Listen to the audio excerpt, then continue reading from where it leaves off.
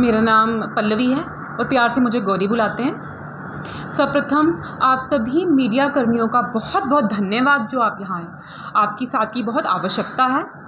ये जो मेरी धार्मिक एवं आध्यात्मिक यात्रा है, जो मैंने दृढ़ संकल्प किया है कि धर्म को आगे लेके जाना है, सनातन को आगे लेके जाना है, तो मेरा उधमपुर के लोगों से विशेषकर हाथ जोड़ के विनती है कि 21 जुलाई से 27 जुलाई को मोड़ उधमपुर में दिव्य श्री राम कथा का आयोजन हो रहा है और आप सब लोगों ने वहाँ आना है, अपनी बेटी का साथ देना है।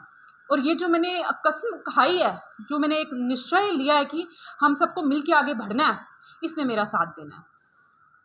मैम, कहाँ पे ये कथा करवाई जाएगी और कौन इसमें शामिल होने जा रहा है?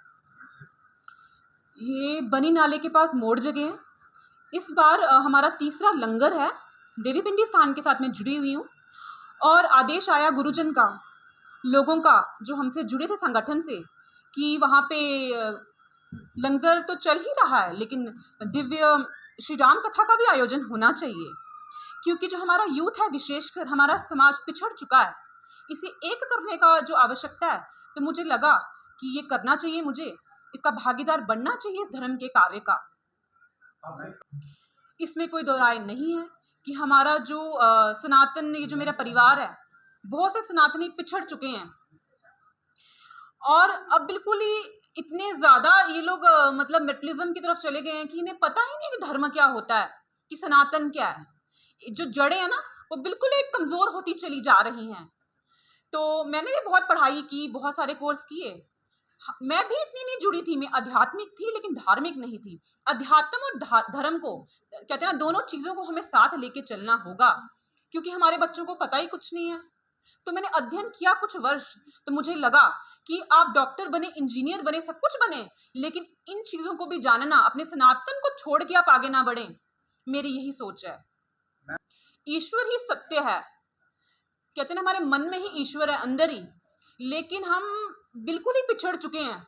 कई लोग तो कहते हैं कि क्या भगवान है, ऐसा कलयुग आ गया है। चाहे वो मुस्लिम्स हैं, चाहे सिख हैं, इन धर्मों में मुझे एक चीज़ बहुत अच्छी लगती है, इनमें यूनिटी बहुत ज़्यादा है। चाहे वो नमाज पढ़ना हो गया, चाहे सिखों का जो समर्पण है, चाहे उनके आप लंगर देखो, कितने अच्छे से जुड़कर ये लोग धार्मिक और सामाजिक कार्य कर रहे हैं। तो मुझे लगता है हम हिंदुओं को एक होने की आवश्यकता है।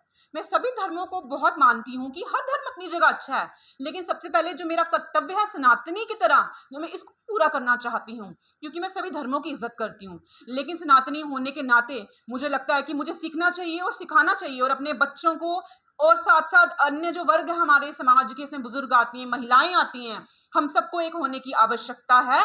और धर्म के बारे में जानना, हमारे इतने शास्त्र हैं, इनके बारे में जानने की बहुत आवश्यकता है। उसमें चाहे रामायण आ गई, भागवत आ गया, तो बहुत सारे हमारे इतने शास्त्र हैं, तो हमारे यूथ को तो कुछ पता ही नहीं है इस बारे में।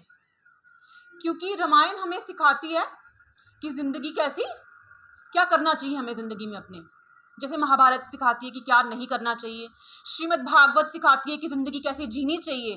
तो हमारे शास्त्र अगर हमारे बच्चे को थोड़े भी सीख जाएं, जो इतना डिप्रेशन दिन प्रतिदिन बढ़ रहा है, ये बहुत कम हो जाएगा, मुझे ऐसा लगता है।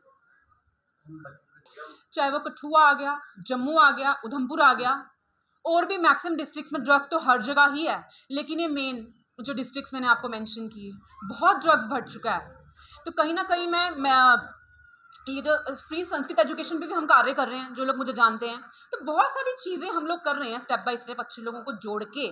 अगर हमारा बच्चा छोटी एज से ही अगर इन चीज़ों में आ जाता है, जो अपनी एजुकेशन है उनकी स्कूल में जो ले रहे हैं एजुकेशन, उसके साथ साथ अगर इन चीज़ों से भी जुड़ जाता है, अगर उन्हें अच्छे जो टीचर्स हैं हमारे, जो संस्कृत हमारे स्कॉलर्स हैं इतने बड़े बड़े, जो इतना अच्छा उनको नॉलेज है, अगर हम उन्हें बच्चों को जोड़ते हैं, गुरुकुल हो गया, चाहे वो 1 आवर के लिए आ जाए, अगर प्रॉपर गुरुकुल में नहीं भी आते हैं, ये ड्रग्स कम हो जाएगा।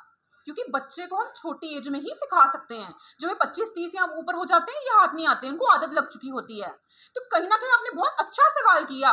जो मेरी जो विचारधारा है ना, ये ड्रग्स को कम करने के लिए भी कहीं ना कहीं मैं इन कार्यों को बढ़ा रही हूँ कि यूथ जुड़े। ये जो माओ को इतनी परेशानी बन गई है, कहते हैं ना, वो खून के आंसू रो रही हैं, वो माएँ मुझसे मिलती हैं, मुझे पता है।